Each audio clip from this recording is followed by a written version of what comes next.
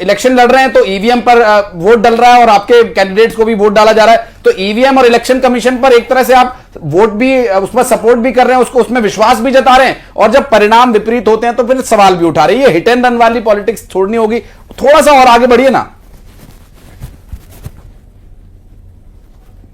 और विजयपुर में बीजेपी की हार, इस वक्त की बड़ी खबर, मैं रिएक्शन भी लूंगा। इस बीच एक बड़ी खबर यह आ रही है कि रिकाउंटिंग करवाए जाने की मांग की जा रही है। यहां पर देखिए एक बार फिर से, ये वही जो अभी संजीव जी जिक्र कर रहे थे, कांग्रेस के मुकेश मल्होत्रा की जीत हुई है तो रामनिवास रावत की तरफ से बीजेपी ने रिकाउंटिंग की अपील की है कि रिकाउंटिंग होनी चाहिए। निर्वाचन अधिकारी को आवेदन भी दे दिया गया है। ये एक बार फिर से वो बात जो अभी संजीव जी दोहरा ही रहे थे और तब तक देखिए जानकारी भी मिल गई, बड़ी खबर। और ये विजयपुर में बीजेपी की हार को लेकर भारतीय जनता पार्टी की तरफ से रामनिवास रावत के हार पर अब रिकाउंटिंग की बात कही जा रही है। बीजेपी ने आवेदन भी दे दिया और बीजेपी के द्वारा रिकाउंटिंग करवाए जाने की मांग कर रही है। क्या बीजेपी को भी अब यहां हार में, और रायपुर दक्षिण में बीजेपी की जीत। इस बीच बड़ी खबर आपको बता दें, सुनील सोनी यहां से जीत चुके हैं। रायपुर दक्षिण में भारतीय जनता पार्टी के प्रत्याशी सुनील सोनी की जीत की जानकारी मिल रही है। एक बड़ा अंतर जो उन्होंने लगातार 13वें 14वें राउंड से बना हुआ था और वो राउंड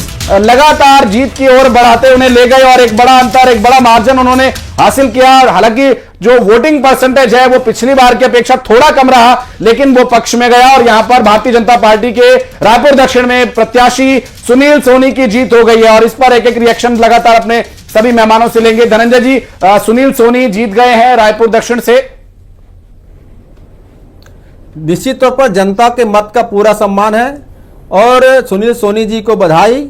और हम उम्मीद करते हैं कि सुनील सोनी जी जिस प्रकार से महापौर थे और सांसद थे और जनता के बीच उनके निष्क्रियता की बातें रही है, तो एक बार अगर विधायक बने हैं तो कम से कम ये स्थिति वहां निर्मित ना हो। जनता ने जिम्मेदारियां दी हैं, उसके सक्रियता से काम करे, जनता के बीच में जाए, जनता के भलाई के लिए काम करे। हमारे प्रत्याशी आकाश शर्मा ने बेहतर प्रदर्शन किया है, कांग्रेस पार्टी ने अच्छी मेहनत की है। कांग्रेस के कार्यकर्ताओं नेताओं को बधाई, सुनील सोनी जी को बधाई। जी, डॉक्टर प्रेम व्यास हमारे साथ जुड़े हुए हैं। प्रेम व्यास जी, ये रिकाउंटिंग की मांग की जा रही है। हाँ, मैं इसीलिए आपसे पूर्व में मैंने कहा था, आपने मेरे पूरा वक्तव्य सुना होगा। कुछ क्षेत्र ऐसे थे जहां से हम आशान्वित थे। अगर कहीं त्रुटि है तो चुनाव आयोग उस पर निर्णय लेगा ना।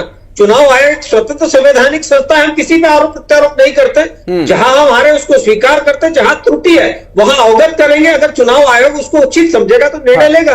ठीक है, मैं लौटूंगा आपके पास। एसोसिएट एडिटर सुधीर दीक्षित इस वक्त हमारे साथ जुड़ गए। सुधीर, विजयपुर की सीट पर जो परिणाम आए हैं अब उसके लिए रिकाउंटिंग की अपील की जा रही है, क्या डिटेल्स मिल पा रही हैं? बिल्कुल, देखिए सबसे पहले तो ये जो परिणाम है ये बहुत चौंकाने वाला परिणाम है कि सिटिंग कैबिनेट मंत्री की हार, ये भाजपा के लिए बहुत बड़ा झटका आप इसको समझ सकते हैं। रामनिवास रावत जो थे वो कांग्रेस से लगातार लंबे समय से सीट पर जीत रहे थे।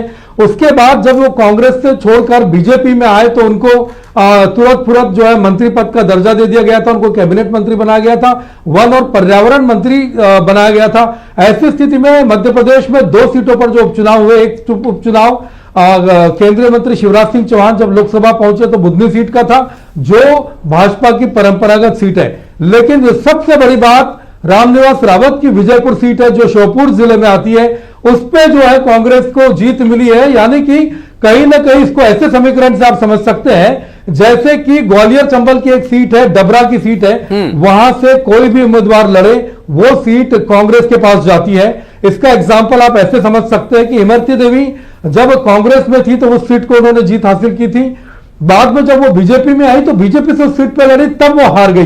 कमोबेश यही कंडीशन इस वक्त हमको श्योपुर सीट पर देखने को मिल रही है। लंबे समय से रामनिवास रावत उस सीट को जीत रहे थे, लेकिन जैसे ही वो बीजेपी में पहुंचे तो वहां की जो जनता ने जो जनमत दिया है वो उसने कांग्रेस के पक्ष में दिया है। तो कहीं ना कहीं विजयपुर की सीट है उस पर कांग्रेस ने अपना दबदबा बरकरार रखा है। है, ये बहुत बड़ा झटका है। फैक्टर्स को अगर हम समझना चाहें सुधीर, तो क्या समझा जाए कि कैसे पिछड़ गई यहाँ बीजेपी? क्योंकि यहाँ पर कई सभाएं मुख्यमंत्री की हुई, बड़े बड़े यहाँ नेता पहुंचे, बीजेपी के बड़ी बड़ी भाषण उन्होंने दिए, कोई असर नहीं यहाँ पर नजर आया।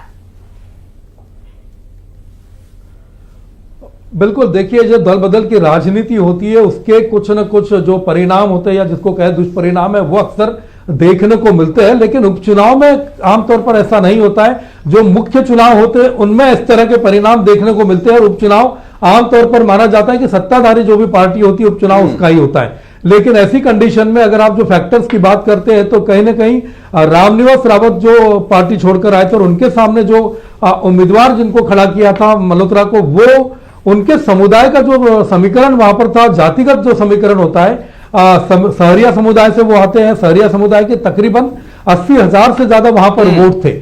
ऐसी कंडीशन में वहां पर जातिगत समीकरण को साधना भारतीय जनता पार्टी के लिए बड़ी चुनौती थी विजयपुर में। यही वजह रही कि सभी बड़े नेताओं ने